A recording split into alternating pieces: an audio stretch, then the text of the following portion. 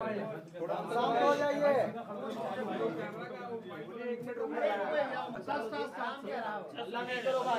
चलिए शांति। चलिए आप सब लोगों को मैं आज स्वागत करता हूं।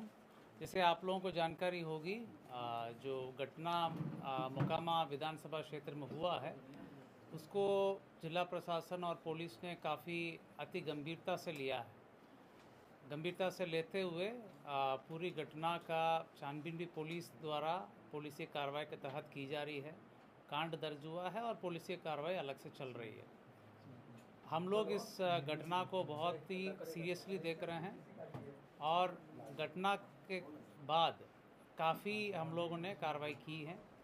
आज जो गिरफ्तारी हुई है इसके संबंध में एसएसपी साहब और केस के डिटेल संबंध में आपको बताएंगे। आचार संहिता बहुत ही एक मजबूत स्तंभ है पूरा इलेक्शन प्रोसेस में, और इलेक्शन कमीशन का स्पष्ट निर्देश है कि बाई लॉ इलेक्शन होगा तो उसी का अनुपालन 100% करने में हम लोग लगे हुए हैं और कराएंगे भी।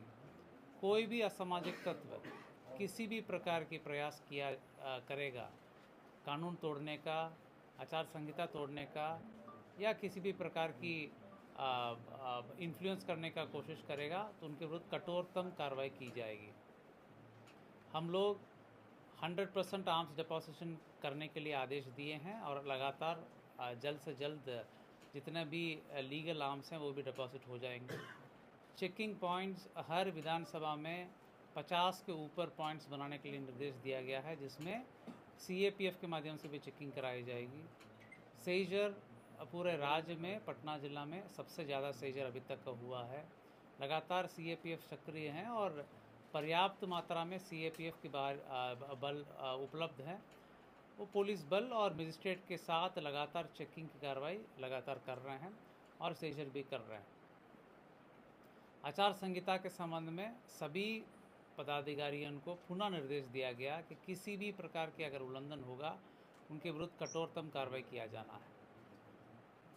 जहाँ तक इलीगल आर्म्स की बात है उस पर और तेज़ी लाई गई।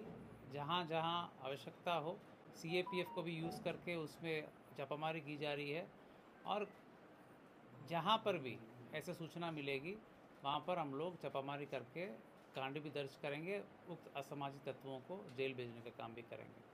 कहने का मतलब इलेक्शन कमीशन द्वारा दिए गए निर्देश पूरे लॉ और कानून को फॉलो करके इलेक्शन की प्रोसेस संपन्न होगा, वो बिल्कुल होगा, उसको पालन कराया जाएगा। उसमें कोई भी बाधा उत्पन्न करेंगे उनके विरुद्ध कठोरतम कार्रवाई की जाएगी। मैं फर्दर जो केस संबंधित डिटेल से एसएसपी साहब आपको ब्रीफ करेंगे।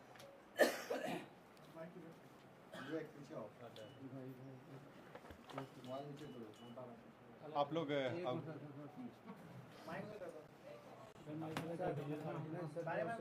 आवाज आ जाएगा आवाज। जी बोले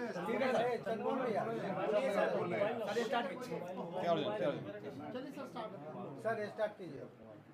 आप लोग अवगत हैं कि 30 तारीख को एक गंभीर घटना घटी थी और जो दुर्भाग्यपूर्ण था कि इस तरह की घटना नहीं होनी चाहिए थी।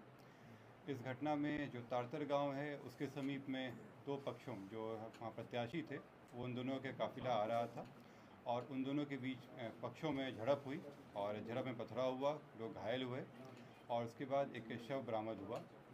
उसमें जो दुलार चंद यादव हैं जो 75 वर्ष के रहने वाले हैं, उसी गांव के पास के रहने वाले हैं, उनका पूर्व में भी आपराधिक इतिहास रहा है, उनका शव बरामद किया गया। उसके बाद वहाँ पे दोनों पक्षों के द्वारा कांड दर्ज कराया गया।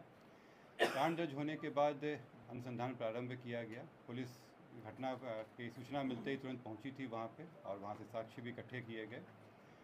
घटनास्थल से कई जगह के फुटेज भी प्राप्त हुए जिससे क्या घटना हुई है उसके बारे में कई जानकारियाँ मिली। लोगों के गवाह भी सामने आए और उनकी गवाही भी ली गई।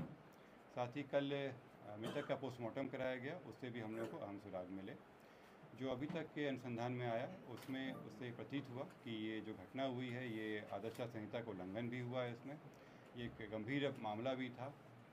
हम लोग इलेक्शन कमीशन के द्वारा निर्देशित भी किया गया था कि शांतिपूर्ण ढंग से इलेक्शन होना चाहिए, और इसमें जब अनुसंधान किया गया तो पाया गया कि जो प्रत्याशी हैं वो वहाँ पे मौजूद थे, उनके सामने में घटनाएं हुई हैं और जो कांड के मुख्य अभियुक्त भी हैं अनंत सिंह, उनकी आज गिरफ्तारी बेड़ना गांव से किया गया है। इसमें हम लोग को जो जानकारी प्राप्त हुई थी, इनके 2 सहयोगी भी इनके साथ में थे जो उस घटना स्थल पर भी थे और उनकी भी गिरफ्तारी की गई है। ये 2 व्यक्ति हैं मणिकांत ठाकुर जो नदवा गांव के रहने वाले हैं और दूसरा रंजीत राम जो लदमा गांव के रहने वाले हैं। इस पूरे मामले में 3 लोगों की गिरफ्तारी हुई है। जो प्रत्याशी हैं अनंत सिंह, उनकी गिरफ्तारी हुई है। दूसरा मणिकांत ठाकुर जो नदवा गांव के रहने वाले हैं, बाढ़ थाना अंतर्गत। दूसरे रंजीत राम जो लदमा गांव के रहने वाले हैं। ये लोग भी उस घटना स्थल पर थे मौजूद। इन तीनों की गिरफ्तारी की गई है। इन तीनों को आगे मजिस्ट्रेट के सामने प्रस्तुत कराया जाएगा और आगे विधि सम्मत कार्रवाई की जाएगी। कार्तिकेय जी एक बात जानना चाहते हैं कि पोस्टमार्टम रिपोर्ट में गोली लगने की बात हुई थी। कौन सा आर्म यूज किया गया, आप लोगों को ये पता लगा? गोली चली है तो कौन से बंदूक से चली है? इसमें जो पोस्टमार्टम रिपोर्ट आया है उस रिपोर्ट में दिया गया है कि उनके जो मृत्यु का कारण बताया गया है उसमें बताया गया है कि जो शॉक लगा है उनको हार्ड और ब्लंट सब्सटेंस के साथ, जो उनके हृदय और फेफड़ों में जो चोट आई है। इसके अतिरिक्त उनके पाँव में गोली का भी आया है, जिनको गोली मारी गई है। इस दोनों चीज़ों से स्पष्ट होता है कि ये हत्या का मामला है और चूँकि घटनास्थल पे कई लोग मौजूद थे, वहाँ के लोगों के बयान वगैरह से ये स्पष्ट हो रहा है, तो इस कारण इसमें गिरफ्तारी। गोली बरामद हुई? नहीं, इसमें गोली बरामद नहीं हुई है क्योंकि इसमें जो मृतक के पोस्टमार्टम में पता चला कि एंट्री वुंड भी था और एग्जिट वुंड भी था। दोनों तरफ से हमला हुआ है। दोनों तरफ से जो आरोप लगे हैं, दूसरे पक्ष में गिरफ्तारी हुई क्या? दूसरे पक्ष में कोई गिरफ्तारी हुई? दूसरे पक्ष में गिरफ्तारी हुई? मैं आप लोगों की बातों, मैं आप सभी के प्रश्नों का उत्तर दूंगा। यहाँ पे एक एक करके हम लोग बात करेंगे। दूसरे पक्ष की गिरफ्तारी हुई? लोग कह रहे हैं कि सरेंडर किया है अनंत सिंह ने, ये स्पष्ट कर दीजिए कि सरेंडर है या गिरफ्तारी है? सर सरेंडर है या गिरफ्तारी? मैं एक एक करके आप लोगों के प्रश्नों का उत्तर दे देता हूँ। इसमें पहला बात जो था कि 3 लोगों की गिरफ्तारी हुई है। इससे 3 लोगों की गिरफ्तारी हुई है। इसमें अन्य लोग भी हैं जिनके विरुद्ध रेड छापामारी चल रही है। कार्तिकेय जी दूसरे पक्ष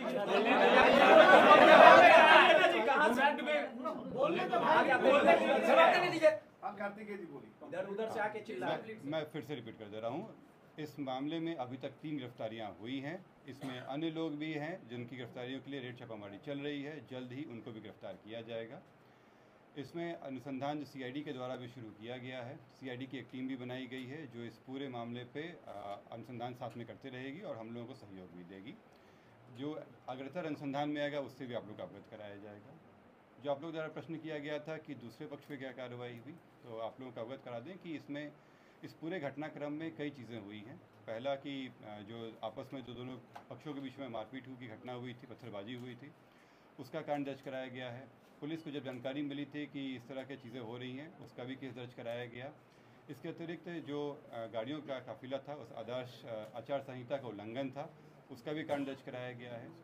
कल जब पोस्टमार्टम के लिए ले जाया जा रहा था तो वहाँ पे भी कुछ शरारती तत्वों के द्वारा पुलिस के साथ भिड़ंत हुई थी, उसका भी कांड दर्ज कराया गया है। इन सभी कांडों में कल रात में कई जगहों पर रेड छापामारी करके कई लोगों को गिरफ्तार किया गया। इसमें दोनों पक्ष के लोग शामिल हैं। इसमें जो पुलिस के साथ हाथापाई हुई या तोड़फोड़ हुई या आपस में मारपीट हुआ, उन मामलों में गिरफ्तारियाँ हुई थी। ये हत्या के मामले में आज ये गिरफ्तारी 3 हुई है। सरेंडर किया है सर या गिरफ्तारी हुई? कहाँ से गिरफ्तारी हुई? जैसे मैंने स्पष्ट कहा है कि ये 3 गिरफ्तारी हुई है, इससे स्पष्ट है कि सरेंडर नहीं है, गिरफ्तारी है। और ये बेड़ना गांव जो बाढ़ के अंतर्गत आता है, वहाँ से गिरफ्तारी की गई।